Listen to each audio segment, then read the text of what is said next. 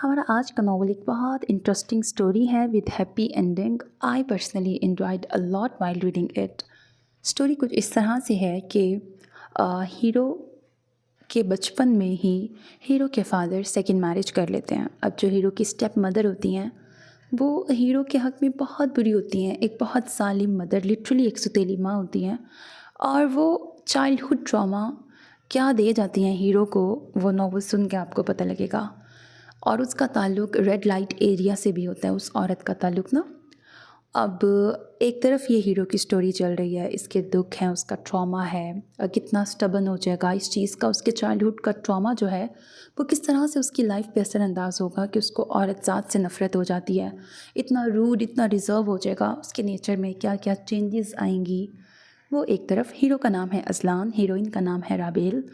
अब हीरोइन की बात करती हूँ तो हीरोइन एक बहुत हंसती मुस्कुराती लड़की होती है, डॉक्टर है।